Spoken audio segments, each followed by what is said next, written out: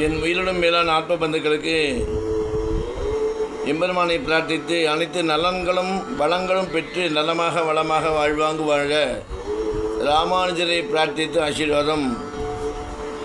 சகசாமத்தின் தொடர்ச்சியை பார்ப்போம். மகாவராகோ கோவிந்த, மகாவராகோ கோவிந்த, மகாவராகோ கோவிந்த. சுஷேண கனகாங்கதிகி, சுஷேண கனகாங்கதிகி, சுசேஷ கனகாங்கதிகி. மகாவராகோ கோவிந்த சுசேஷ கனகாங்கதிகி, மகாவராகோ கோவிந்த சுசேண கனகாங்கதிகி, மகாவராகோ கோவிந்த சுசேஷ கனகாங்கதிகி. குஹ்யோ கபீரோ ககனோ, குஹ்யோ கபீரோ ககனோ, குஹ்யோ கபீரோ ககனோ. குப்த சக்கர கதாதரஹ, குப்த சக்கர கதாதரஹ, குப்த சக்கர கதாதரஹ. குஹ்யோ கபீரோ ககனோ, குப்த சக்கர கதாதரஹ, குஹ்யோ கபீரோ ககனோ, குப்த சக்கர கதாதரஹ. குஹ்யோ கபீரோ ககனோ, குப்த சக்கர கதாதரஹ. மகாவராகோ கோவிந்த சுசேண கனகாங்கதிகி, குஹ்யோ கபீரோ ககனோ, குப்த சக்கர கதாதரஹ. மகாவராகோ கோவிந்த சுசேஷ கனகாங்கதிகி, குஹ்யோ கபீரோ ககனோ, குப்த சக்கர கதாதரஹ. மகாவராகோ கோவிந்த சுசேஷ கனகாங்கதிகி, குஹ்யோ கபீரோ ககனோ, குப்த சக்கர கதாதரஹ.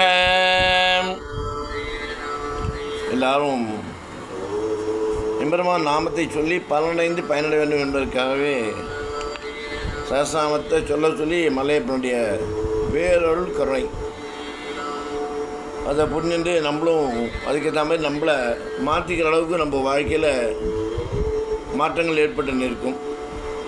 புரிஞ்சு செயலாற்றி கொண்டு செயலாற்றுவோம். மௌனம், இந்த மௌனம்னு சொல்கிறதுல கஷ்டம் அப்படின்னு சொல்லலாம். சில பேர் நினைக்கிறது அப்படி. மௌனம் இருந்தாலே உடல் பிணிலேருந்து, உயிர் பிணிலேருந்து, மனப்பிணிலேருந்து, எண்ணப்பிணியிலேருந்து, செயல்பாடுகள் செயல்பாட்டு பிணியிலேருந்து விலக்கு ஏற்படுத்தி கொண்டு வாழ முடியும். ஏன்னா இந்த நாக்கு கொண்டு நரம்பு இல்லாமல் தான் மகா சுற்றியில் வச்சுருக்கான் பிரம்மா ஸ்ரீமன் நாராயணர். அதனால தான் தனிமையிலே இருக்கு பாருங்கள், பாம்பு மாதிரி. அது எப்போ வேணால் எப்படி வேணால் எந்த நேரத்தில் வேணால் எப்படி வேணால் மாறும், வளைஞ்சு கொடுக்கும். அதனால தனிமையிலே வச்சான். இன்றைக்கி ஒரு பேச்சு, நாளைக்கு ஒரு பேச்சு, நாளைக்கு ஒரு பேச்சு, எப்போதும் பேசித்த பேச்சில் மாற்றங்கள் சொல்லிகிட்டே நீ பல பேர் அவ்வாறு சாதகமாக எதிராளிக்கு பாதகமாக, இவாள் பாதகமாக வச்சே அவ்வாள் எதிராளிக்கு சாதகமாக, இப்படி பலவிதமான புரட்டுகளை சொல்லி நீ வாழ்ந்துருக்கா. யாரையும் பர்டிகுலர் நான் குறை சொல்லலை, பொதுவான கருத்து இது. இது மௌனமாக இருக்குது. எதையுமே நினைக்க வேண்டாம், யாரை பற்றியுமே பேச வேண்டாம். ஐம்புலங்களையும் அடக்கி ஆடலாம். தேவையில்லாத செவி வழியாக கேட்குச்சு, அது மனசுக்கு போய் புத்திக்கு போகிறது. அவளுக்கு உனக்கு சம்மந்தமே இல்லை. நீ அவளை பற்றி ஏன் கேட்பானே?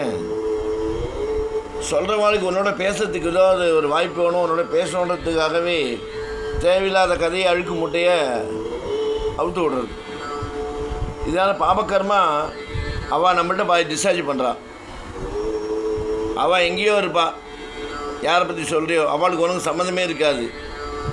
சொல்கிறவாளுக்கு சம்மந்தம் இருக்கோ சம்மந்தம் இல்லையோ அதுவும் தெரியாது. பட் ஆனால் நீ பேசுகிற பேச்சாப்பட்டு நீ மண்டை ஆட்டையோ இல்லையோ செவி வழியாக மனசுக்கு போகிறதில்ல, அதுவே பாபக்கர்மா.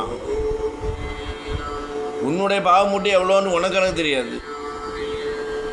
இன்னொருத்தருக்கு 10 தான் அழுக்குன்னா உன் முதுகில் 100 அழுக்கு இருக்குது. அவள் முதுகில் 100 பேர் தான் படிக்கிறா, உன் முதுகில் 1000 பேர் படிக்கிறா. இப்படிச்சு ஊர் ரொம்ப எதுக்கு உனக்கு? ஏன் இன்னொருத்தரை பற்றி, இன்னொருத்தர் குடும்பத்தை பற்றி பேசுவானே? நீ எந்த கர்மத்துக்காக பிறந்தியோ, உன்னுடைய சாதனை என்னவோ, நீ எதை சாதிக்க பிறந்தியோ, எதை சாதிக்க வேண்டுமோ என்பதை நினைத்து அதனுடைய பாதையில் அதனுடைய வழியில் நம்ம போனவே தவிர, இவா இப்படி அவா இப்படி, அவா குடும்பம் இப்படி, அவா பொண்ணு இப்படி, இவா பையன் இப்படி, அவ வீட்டுக்காரர் இப்படி, என்னத்துக்கு உனக்கு? இதனால் உனக்கு மன அமைதி போகிறது இல்லாமல் இருக்கா மன அமைதியும் கெடுத்து என்ன சொல்கிற உனக்கு மன அமைதி இல்லாத தான் உணர ஆரம்பிக்கிற. தேவையில்லாத போகிறவனை அவனை வழுக்கட்டம் இழுத்து பேச வச்சு அவனுக்கு ஒரு குழப்பத்தை ஏற்படுத்தி அவன் மனசில் ஒரு சங்கடத்தை ஏற்படுத்தி அவன் இது முடிச்சு அன்றைக்கி ஃபுல்லாக அவன் பொழுதே போக மாட்டேங்குது. இப்படி இருக்குமோ அப்படி இருப்போம் அவள் எப்படி எனக்கு தேவையா? அதுதான் மௌனம் கலகநாஸ்தி. மௌனமாக இருக்குச்சு பிள்ளைங்களை அடக்கி அழைச்சி பிரம்மத்தை நோக்கி போகிறோம். மனசு கட்டுப்படுறது, எண்ணம் கட்டுப்படுறது, செயல்பாடுகள் கட்டுப்படுறது, மனசு அலபாயாமல் இருக்கு. இதை அனுபவித்தவன் நாம். வாரத்தில் 5 நாள் மௌனம் இருக்கணும்னு மலையப்பனுடைய உத்தரவு. ஞாயிற்றுங்கள் தான் எக்ஸம்டட். அது அதையும் நிறுத்துகிறாரோ அதையும் நிறுத்திட்டு போக வேண்டியது தான். 6 to 12 hours மௌனம். அது மேலே யாரும் கூடுவோ இல்லை மேலே யாரும் என்ன பார்க்க போகிறது. அது யாரும் நான் குறை சொல்லலை, எனக்கு விதித்த விதி. ஏன்னா நான் நல்லது செய்யறதுக்காகவே 4 பேர் வாழ வைக்கணுன்றதுக்காகவே எனக்கு பிறப்பை கொடுத்து பகவான் இன்றைக்கி நீ பிரம்மச்சாரியாக இருந்து சாதிக்க வேண்டிய நிறைய இருக்குது. வாழ்க்கைன்ற வட்டத்தை விட்டு உலகன்ற வட்டத்தில் நீ சுற்றி வரணுன்றத மாதிரி பகவான் வாழ்க்கையை கொடுத்துருக்கான். இது என் தாயாரால் எனக்கு கிடைக்கப்பட்ட ஒரு அற்புதமான பிறப்பு, அற்புதமான வாழ்க்கைன்னு நான் சொல்லிக்கலாம். இதில் பல இடர்கள் துயரங்கள் வரும். சொல்லு பேச்சு அவமான சிங்கம். அப்பேற்பட்ட பரம்பொருளான சிவன் நாராயணனே அவனுக்கு கண் இருக்கா கல்லு நீ கண்ணனே ஸ்ரீலோலன்னு சொன்னான் சகுனி. ஏன்னா அவனுடைய மாயைப்பட்டது அவனை சொல்ல வைக்கிறது ஒன்றும். அவன் கர்மாவே பாப கர்மா. அவனுக்கு கால் சாஞ்சாஞ்சு நடப்பான். இந்த கர்மாவில் இன்னும் கண்ணன் பற்றி சொல்லி எவ்வளோ பாவத்தை இருக்குது. அதனால தான் கண்ணனே இருந்துச்சுன்னா கண்ணனாலே அவனுக்கு முடிவு. அது ஒரு பக்கம். அதனால் எவ்வளோ கூட மௌனமாக இருந்து எவ்வளோ கூட மனசு அடக்கி ஆண்டு எவ்வளோ கூட 5 புலன்கள் அடக்கி தேவையானவங்கள்ட்ட தேவையானது மட்டும் பேசி உனக்கு ஒரு தெளிவு கிடைக்குது. நீ சொல்கிற வார்த்தை எதிராளிக்கு ஒரு தெளிவு கொடுக்கும். ஏன்னா பிரபஞ்சம் உனக்கு கட்டுப்பட்டு வருது. 5 புலன்கள் அடக்கி மனதை அடக்கி அழைச்சி மௌனமாக இருக்குச்சு. அவ்வளோ பிரபஞ்ச சக்தியோட ஆற்றல் ஒன்று அறியாமல் உங்கள்கிட்ட வந்து சேரும். அப்போது ஒவ்வொன்றையும் பார்க்கக்கூடிய பார்வை அனைத்துமே புனிதமாக இருக்கும். என்ன நடக்க போகிறது, என்ன நடக்குது, எப்படி நீ நடக்கணுன்றது அது அப்படியே வழி காட்டும். இதை அனுபவிச்சுருக்கான். அதனால் உண்மையை சொல்லுங்கோ, தர்மத்தை சொல்லுங்கோ, சத்திய பாதையை நடங்கோ, போய் உரைக்காதீர்கள். தேவையில்லாமல் இன்னொருத்த குடும்பத்தை பற்றி தவறாக பேசாதீங்க. இன்னொருத்த பற்றி தவறாக பேசுகிறேன். இதே ஒரு பாபக்கர்மா. மனித பிறவை கொடுத்து அதை எப்படி பயனுள்ளதாக ஆக்கணுமே தவிர மேற்கொண்டு பாவத்தை சேர்த்து அடுத்த ஜென்மம் எப்போ எப்படி என்ன ஆகும்னு தெரியாது.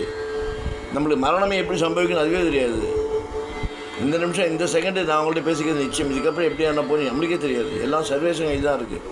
பரம்பொருளான சிவன் நாராயணன்கிட்ட உணர்ந்து கொண்டு உத்தமனுடைய புகழை பாடி உத்தமனுடைய தாளினை பற்றி நாராயணன் நாமே நம்மை உய்விக்க முடியும். ராம நாமமே நம்மளை உய்விக்கும். சிவநாமமே நம்மை வாழ்விக்கும். சக்தி நாமமே நமக்கு தம்பையும் தெளிவையும் குறிக்கும் என்பதை புரிந்து கொண்டு நலமாக வளமாக வாழ்வாங்கு வாழ மாதத்தில் ஒரு முறை இருங்கோ மௌனம். அப்படி இல்லைன்னா வாரத்தில் ஒரு முறை இருங்கோ. அப்படி முடியலன்னா சில மணி நேரங்களே இருக்க பழகிக்கும். இது பழக உங்களை அறியாமல் உங்களுடைய மாற்றங்கள் நீங்களே புரிஞ்சிக்க முடியும். இதில் அனைத்துமே சத்தியம், உண்மை. புரிந்து செயலாற்றுங்கள், பயனடைங்கள் என்று கூறிக்கொண்டு ராமானுஜன் திவ்ய திருவடிகளே சரணம்.